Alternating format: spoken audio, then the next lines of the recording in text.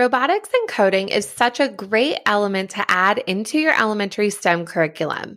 However, there is a major difference between using the tools and integrating them into your curriculum. In fact, there is a lot of great insight about this topic that is in the book for June that we are reading in the STEM Teacher Bookshelf membership, which you can join in at any time. Join us at naomimeredith.com/STEM Teacher Bookshelf. While there is room to have students to explore and see what the tools can do, you want to be purposeful about your coding and robotics and how they relate to the curriculum that you are teaching. While the audio from this episode has never been heard before on this podcast, this is a presentation I did in a past International STEAM Summit hosted by Wonder Workshop. I'll be sharing with you examples for integrating coding and robotics in primary and secondary, along with some fun bonus challenges. Welcome to the Elementary STEM Coach Podcast, a show that'll help you with lesson ideas, systems, and actionable tips to apply to your classroom. I am your host, Naomi Meredith, a former classroom teacher turned current STEM teacher and coach. With over a decade of experience teaching and a master's degree in STEM leadership, I am here to coach you throughout the year to help you gain back more time to create innovative experiences for your students. Grab your earbuds and let's get started. Hello, everyone, and thank you so much for joining me in on my session today. And we are talking about cross-curricular connections, robotics, and elementary lessons. Say that 3 times fast because I did, and I had to keep re-recording that part. Now, this is intended for teachers who are interested in adding robotics into their classrooms at the elementary level. So whether you are a STEM teacher, a classroom teacher, or even a homeschool parent, this session will be perfect for you. Also, if you teach in older grades and you are looking for ways to differentiate for your students who might be more at an elementary level when it comes to their coding and robotics skills, definitely jump on in. We would love to have you here. If we haven't met before, I am Naomi Meredith, and I have a lot of different roles in my life. I am a K-5 STEM teacher and coach, so I teach over 500 students in my building while also supporting school-wide technology in my STEM role, and also have had the opportunity to co-teach with teachers in my building to help them implement STEM and technology. When I'm not busy teaching, I am also a business owner, so I love to help teachers like you implementing, STEM technology and not feeling so overwhelmed by that. You can find me in a lot of places, but I love to share a ton of ideas over at my podcast, the Elementary STEM Coach Podcast. And at the time of this recording, I am a fiance, but by the end of the summer, I will actually be a wife, which is so crazy to me. I also didn't share the little guy with the big ears, not my fiance, but that little fur ball. That's Frederick the dog, and you can always check a little sneak peek of him over on my Instagram. So what we are exploring today is different options of how you can implement robotics into your lessons. So I think that one of the best ways to do that is just sharing a lot of different examples of ways that I've done this with my students over the years and just get your wheels turning of how you can make this actionable and usable for your students. So we'll talk about primary examples, secondary examples in the elementary space, and then also some bonus challenges. So other ways that you can add robotics into your content. So this is way different than just throwing robots out there into the space where, okay, cool, here's a robot, good luck. That's a great place to get started. But all of these lessons that I'm going to give you a snapshot of, they are really, really intentional. So when you're thinking about how robotics can fit into your curriculum, you still need to plan with the standards in mind. So like I said, I'm going to give a snapshot of these lessons, but all of these lessons, except the bonus challenges, which are a little bit different, and you'll see why when we get there. But all of these challenges took about a week, depending on what they were. So all of these were planned with the engineering design process, which we'll also talk about. But all of these lessons were very intentional for the grade level that they were taught to. So they were researched and prepared with the Common Core State Standards, ELA, and math. Even thinking about those mathematical practices, which there are some excellent ones, as it relates to STEM projects. So definitely check those out. Then they also integrated the next generation science standards, whether it came to the engineering design process, which is a next generation science standard, or if it was even more content specific when it came to a specific science standard. So I have a mix of those, and we'll share those in a little bit. And then also the ISTE standards for students are another way to integrate that innovation and really be thoughtful in your planning. So I highly recommend checking those out if you haven't already, but really thinking about how your students can be innovators for today and our world tomorrow. So there are some really great technology ones in there, but also just the way how they're collaborating with a bigger community and sharing their ideas. So like I just mentioned, the engineering design process is a process that real engineers use to build and solve a problem. So this is my interpretation of it. Say you might see similar words or some steps are combined or not, but it's generally that same process. And it is a next generation science standard. I know for sure in K through 5, and I bet there's a version of it for the older grades. And so when you're thinking about this, when you're planning your lessons, not all of your lessons have to follow the engineering design process. But if you want the students to build and solve a problem, this is a great method to think about. Not all of my lessons in my STEM space, whether it's robotics or not, use the engineering design process. But again, it is a great model for students to really think through those things. So we start with our ask, what is the problem? You could develop that with your students, or you can have that question already prepared for them. Give them opportunities to imagine ideas. What are possible solutions out there? Different types of research. How can students plan their designs thoughtfully? Creating, which is always their favorite part and want to jump into, but really having those first 3 steps done can actually help design better things in that create stage. And then also giving them chances to experiment and improve. It's not a one and done kind of thing. How can you experiment and make it better? And especially with robotics and coding, there is a ton of integrated experimenting, improving, and modifications, or a word that you hear very often, iterations. And then giving students an opportunity to share their work. And so how do you do that with robots? Well, I'll share how I have them share. A big thing I like to use is Seesaw. And so I have students take a video or take a picture. I said, you can't take the robots home, but you can take it home by taking a video or a picture. So some platform like that is really great because a lot of kids don't have robots at home. They can get pricey.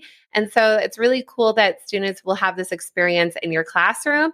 And then if they take a photo or video, they can share it with their families and really explain what was happening in their class. All right, before I get into the specific lessons for all of the grade levels, I just wanted to show you a variety of robots that are currently out there at the time of this recording in 2023. These aren't the only robots out there. These are the ones that I have experience with in my K through 5 STEM role, and they all do different types of things. So really think about what your budget is and what types of things you want your students to learn. So I categorized these robots as out of the box and ready to code. So once you literally unpack them, they're ready to go. Maybe download an app and you are coding. Of course, we have our cute friend Dash, which of course we're here in the Wonder Workshop Summit. So had to include Dash. If you don't have any other budget and you don't know where to begin, just get Dash. You will be very happy you did. You can use Dash K through 5. So I made Dash really big because if you don't get anything else, get Dash. And I'm not being sponsored by this, but I love Dash very much. My favorite, very, very favorite robot. Then we have the little sibling that I like to call them. We have Dot, and they can interact with each other. So Dot is a great addition. I didn't add on here, but CUE is a little bit more robust robot when it comes to the Wonder Workshop family. So definitely those are some great out of the box, ready to code robots. Some other options, if you're thinking about screen-free options, so you do need an app for Dash and Dot for them to perform their actions. They also have the virtual Dash as well, so that's a really awesome feature.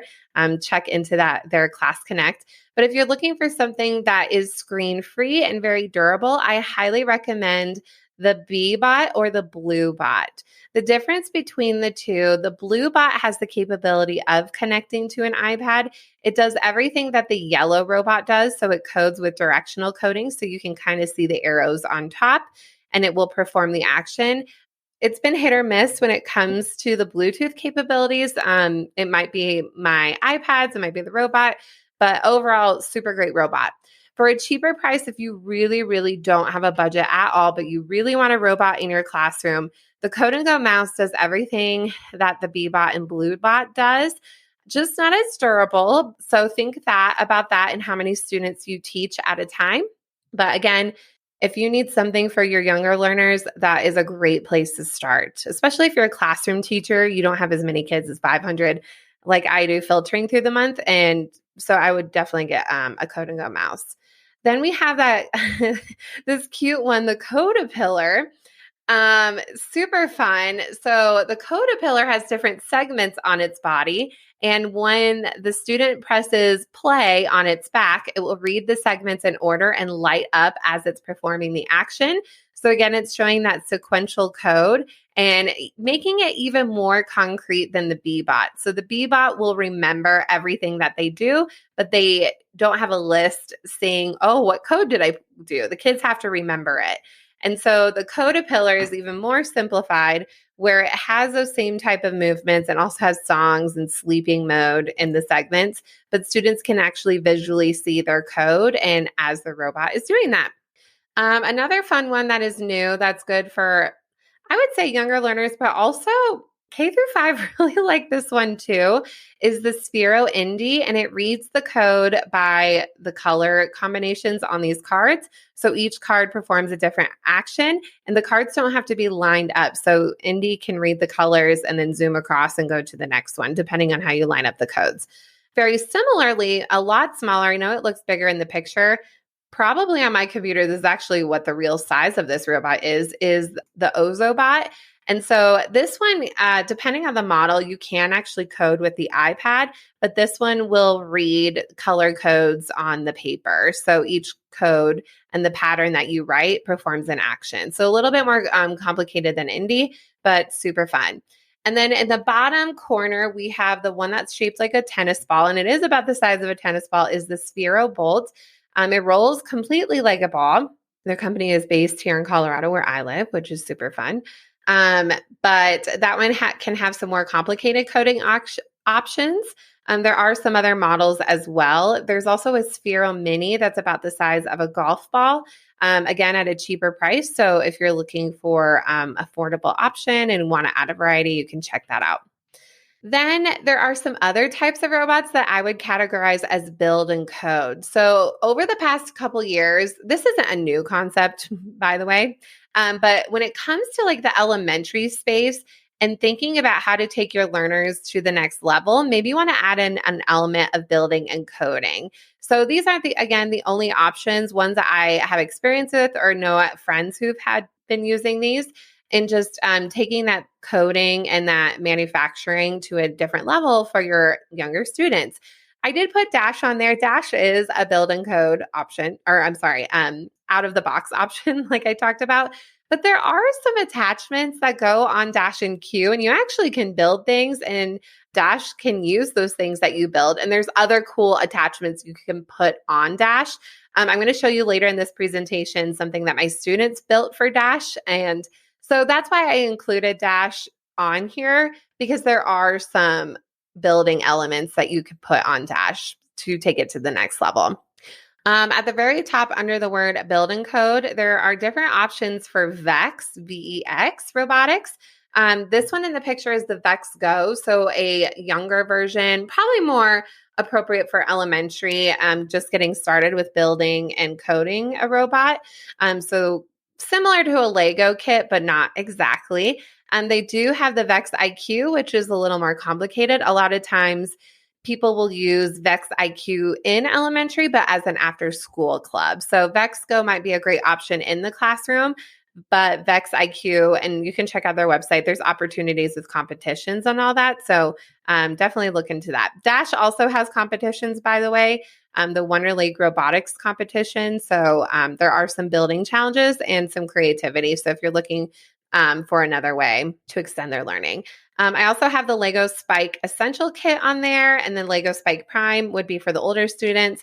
We have Bird Brain Technologies, the Hummingbird Kit, which I just got some of these this year, and I'm going to be collaborating on a project with my art teacher. So they're going to create something in art, and then in STEM with me, we are going to build in code.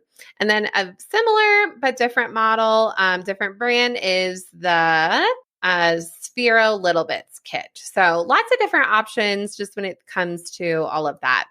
The examples that I'm going to be sharing is more when it comes to the out of the box types of robots, but think about how you can implement this with any type of robot. So that's funny.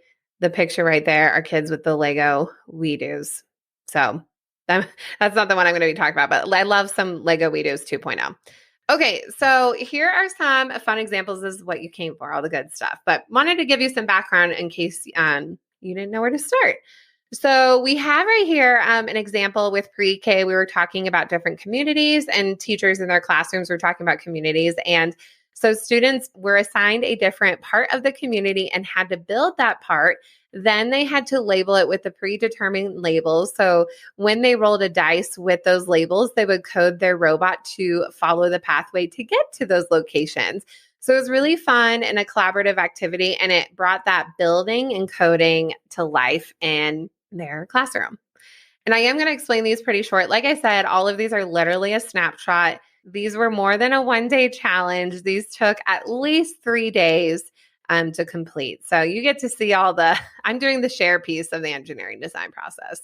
And a kindergarten example, this is a new one that I did this year, but we were talking about animal habitats, and we zoned in specifically on the Arctic. And students were given a collection in Epic Books to research more about an animal of their choice. And they picked one of those animals to create and build using cardboard and paper. And they were thrilled that I taught them how to create an L brace that will stand up their design and also the signs. And then at the end of the week, after all of their Arctic animals were created, we put them all on a grid.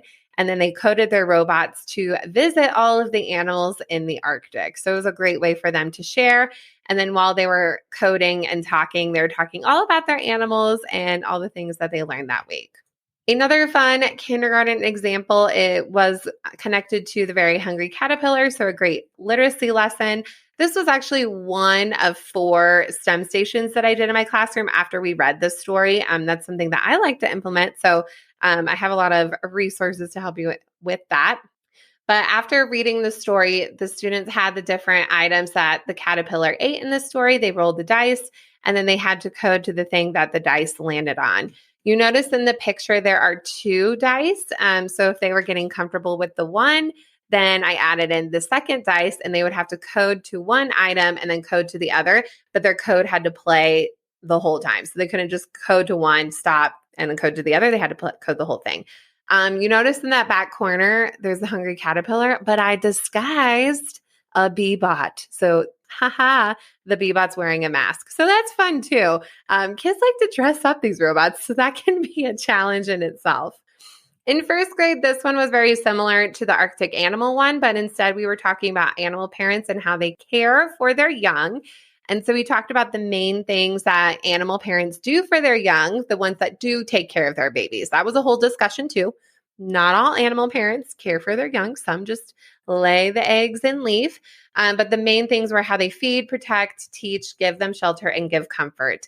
And so they studied, again, great books and epic books that they were able to explore. I showed first graders how to search and also use the collection that I sent them. And then you can see they made the baby animal and their adult. They had to circle the ways that the parent takes care of their young. And then very similar to the Arctic animals or habitat one, they put them in a zoo, and then the kids got to code their robots to visit all the animals. This one was actually a one-day challenge, again, another STEM station, but this connected with the first grade standards about day and night and what are the things that we can see in the sky during the day, during the night, or tricky, both. So students had some of those pictures that you can see on there on a grid. They were printed in colors since it makes it a little more engaging, and also they can understand what they're looking at. And so we talked about throughout the week, what are these different things? Like, what are stars? What are rainbows? So they had that background knowledge going into it when they went to that STEM station, and then they would roll a dice, and the dice said day, night, or both. And then they got to choose where they coded their robot to travel to. So what item could they see only during the day, only during the night, or both? Fun spoiler alert, moon goes with both. Okay, moving on to second grade. I know you want to hear all these things, but we got to move on, everybody. Okay, so for second grade, we were talking about, and again, these are things throughout the year. So don't think, oh my gosh, I taught all of these in 1 week. These are things like through code teaching and other units. This isn't like one thing I taught all the time. Okay, so it's just a snapshot. Something I've done in second grade is we talked about animal migration pathways. And so students research based on the articles that I wrote for them. They were researching about different types of animals and why they migrate. And the reasons why they migrate aren't always the same, but there are some similarities and differences. And we used Ozobots for this one, but you could use whatever robot. And students were given a map that matched the animal that they wanted to learn more about based on the articles that were given to them.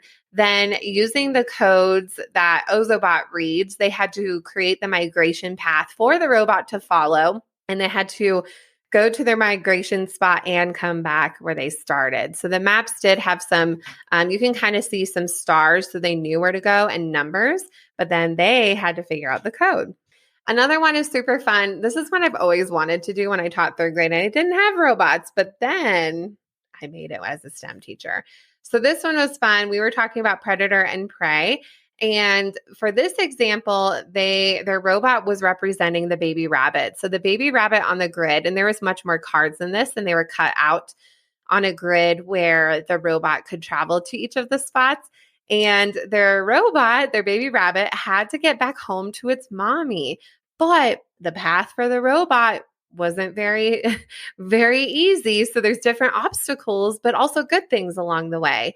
So, there's wildflowers that the baby bunny can go through, dandelions, go chat with his mouse friend, but he definitely wants to avoid the fox. So, students had a fun time creating these pathways. So they had the chance to move the cards around and create a new path.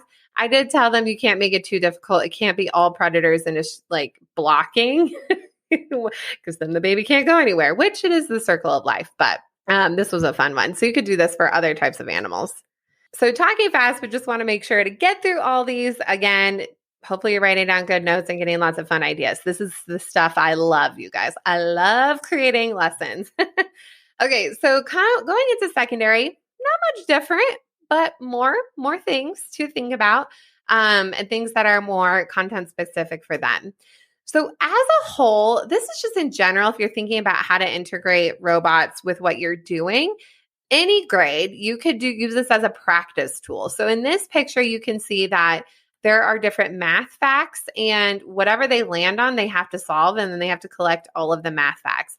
Think about how you can integrate vocabulary or any skills that you want them to work on. Maybe some social emotional skills, maybe putting things in order, a matching game. So you might even have flashcards already, but you can reuse them in a different way and add an element of coding. So you're really making this more engaging. Our students want more engaging things. So what a great way to integrate that. So I just added that as an aside. This is a really good way to get started. For third grade, we talked about the Winter Olympics. We also use Ozobots, but again, you could use whatever robots you have. And we talked about how with the Winter Olympics, everything is above the equator. And you need to think about why. Why are they all above the equator? So we talked about that, and then students had to code the past, I would say past 50 years, maybe not that far back, but past whatever years in order of when they happened. So they really had to think about their mapping skills. And before this, they did actually go into Google Earth, and we learned more about those places and showed them how to use Google Earth. So integrating some other stuff in that lesson. With fourth grade, we were talking about lines, angles, and symmetry, and how snowflakes have all of those elements when it comes to those math standards in fourth grade. And so students used chalk to draw a sketch of their snowflake on the floor, and they were absolutely like enthralled by drawing on the floor with chalk. And then they taped their snowflake. They put tape over their chalk design. And then throughout the week, they had to figure out the code for their snowflake. Now, I really made sure with this, they did use measuring tape to measure their tape. Because if you really had a symmetrical design, you could add elements of your robotics with looping. I don't have the video on here, but I did have a student who measured so precisely that their code was absolutely flawless, and it was on a forever loop. So the robot was tracing the snowflake forever perfectly because the snowflake was made perfect and the code was very accurate. So that was just a really cool way to extend this lesson, but also give a concrete way to apply their math vocabulary. Similarly, another winter/spring, because the Iditarod happens in actually the springtime, we added in that element of makerspace. So we were learning a lot about the Iditarod, and here in Colorado, students really don't know what the Iditarod is. So it's very exciting. It's an engaging topic they don't know a lot about. And so you can see from the student plan that they were designing a plan for their robot to pull their sled throughout the Iditarod race. So we didn't use a whole lot of materials, and they did have a pathway. So I did create the whole Iditarod track where I had all of the stops along the way, and it was the track that matched that year because it changes every so often. And so students had to code it down the treacherous pathway of the Iditarod. So a super fun lesson, and they were so proud of their designs. And then at the end, they did get to race their robots because let's be honest, who doesn't want to do that? So hopefully those ideas just are getting your wheels turning in just some fun and engaging ways where robotics just aren't an add-on. It's something that's integrated in what you're doing. And that's what we really want to do. It can be a natural part, just like having a laptop in your classroom. It's another manipulative. Yes, it moves, but it can do so many things. So it doesn't have to be so scary and overwhelming. Think about lessons that you already have. Maybe they're a little bit boring. How can you add robots to make it more interesting? These are some bonus challenges that I'm going to be talking about.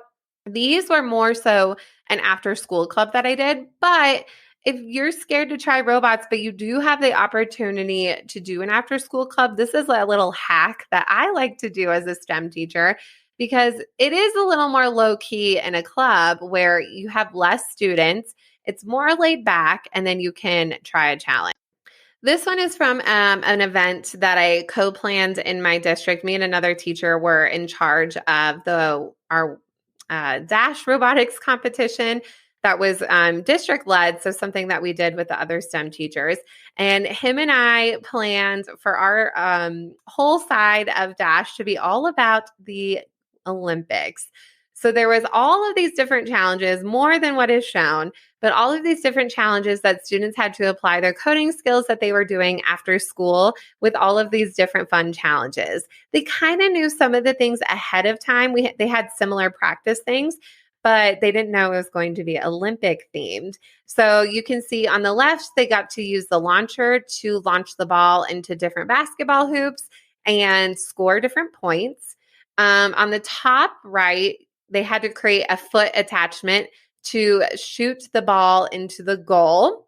And they got different points, of course, with that. And then on the bottom, they had to create an attachment for Dash to carry an Olympic torch. So they had to make the Olympic torch and then code Dash to go all around the Olympic Stadium. So this was super fun. It was a great event. Had a lot of fun planning this with that STEM teacher. And I even had some of my students help me make all of the little setups too. So that was just like another fun way. So even think about how you can collaborate with other teachers in your district. You could do something like this in person. Or again, Wonder Workshop has their Wonder League robotics competition, and they have really great challenges every year, and you can implement that and you can share your ideas there. So overall, I hope that you gain a lot of different ideas when it comes to integrating robotics into your lessons in the elementary classroom that are cross-curricular. But don't let this session stop you there. I would love to connect with you after today's session and also at my keynote speech. So definitely go and check that out at the closing keynote for the summit. But I would love to connect with you, and you can connect with me in a lot of different ways. Like I said, I have a podcast, The Elementary STEM Coach. I had Brian Miller, who you heard throughout this summit, on my podcast a while back. He had a great episode, so definitely go check out episode 32. You can email me, find me on my website, naomimeredith.com. I'm very active on Instagram, so you can check out all the things there and get inspiration at Naomi Meredith _ And then you can also find me on YouTube or my TPT shop, Teachers Pay Teachers shop, and just search up Naomi Meredith. So definitely reach out. I'd love to help you on your journey with robotics, but all things elementary STEM, I'm your go-to girl. But thank you so much again for your time, and I hope that I get to talk with you soon. This presentation had a ton of visuals, and I bet you are dying to see all of the examples and handouts. You can grab the video recording of this episode, the video slides I referenced throughout, student examples, and bonuses for only $5. That's less than a fancy coffee drink. This will all be linked in the show notes, and you can check it all out here at naomimeredith.com/PD replay. Thank you so much for listening to today's episode of the Elementary STEM Coach podcast. I would love to connect with you over on Instagram at Naomi Meredith _ or send me an email to elementarystemcoachpodcast@gmail.com. Also, make sure to check out my website, naomimeredith.com, to see all the show notes from today's episode and shop my K-5 STEM resources. Any questions you have, needs for resources, or ideas for episodes, get in touch. I'll talk to you soon.